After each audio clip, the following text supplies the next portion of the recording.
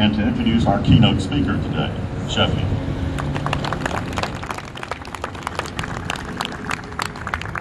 Thank you, Tom, for those over-generous remarks. Good morning. On this brisk morning, we gather to honor the sacrifice and service of tens of thousands of Americans, including many Georgians who served in World War I. 100 years ago today, on a day about 15 degrees colder and much mistier than today in the forest of Campania in France, the Armistice was signed.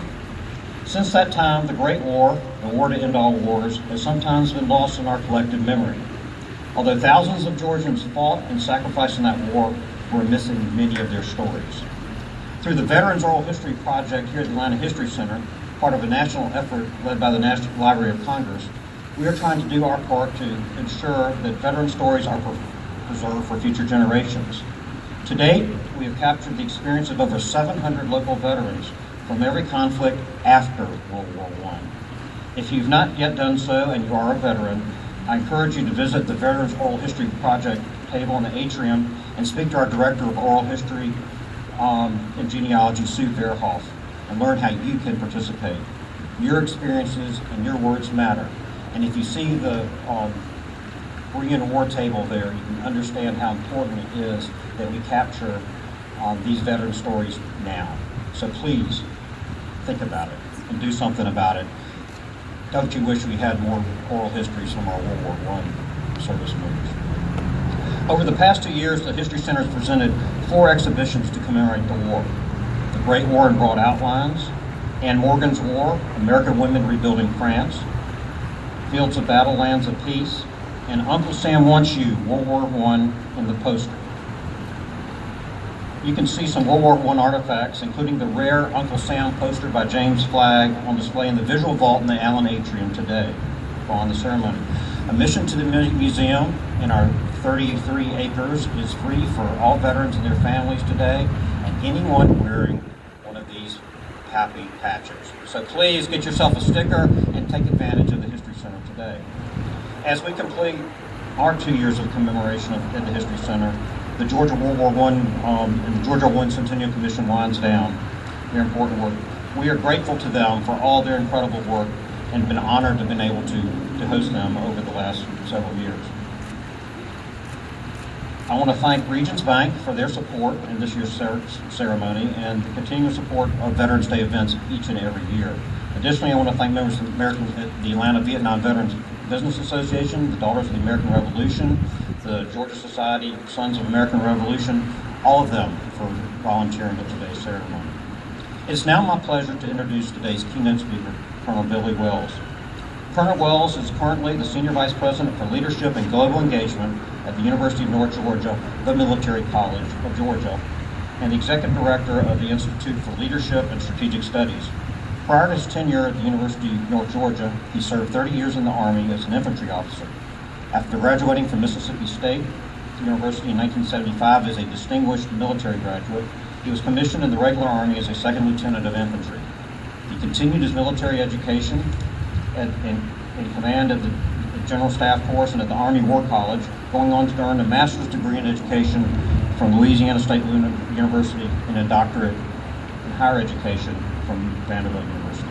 During his time in the Army, he had served in a variety of assignments, including the 82nd Airborne Division, the 1st Armored Division in Germany, the 75th Ranger Regiment at Fort Benning, Georgia, the 101st Airborne Division at Fort Campbell, Kentucky, the 24th Infantry Division at Fort Stewart, and the 25th Infantry Division in Hawaii.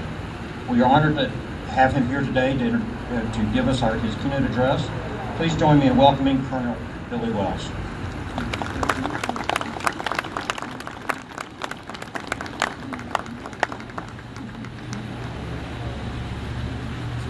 Sheffield really tried to play down his role, but I got to tell you, for the last 2 years, he's been a wonderful partner, just a great facilitator to help us have our meetings and do what we need to do. So Sheffield, on behalf of the Commission, a small token of appreciation for you and the Armistice Center, thank you so much for your service. Thank you very much. Thank you, sir.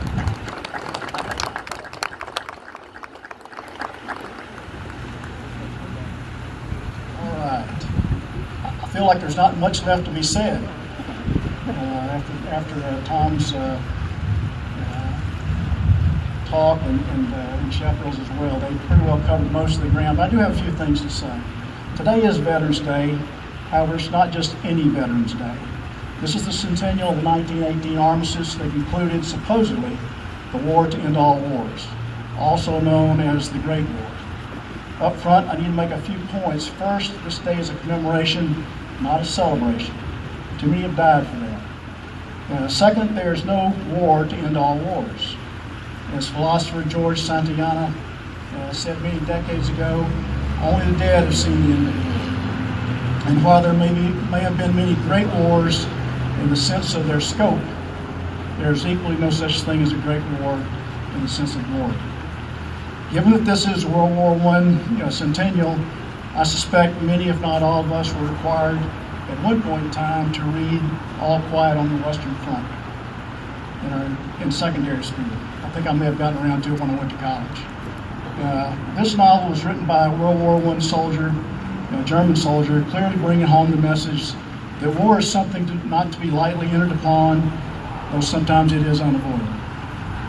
Also, this day is commemorated in many other countries, sometimes on different dates and by different names. Armistice Day is observed in France.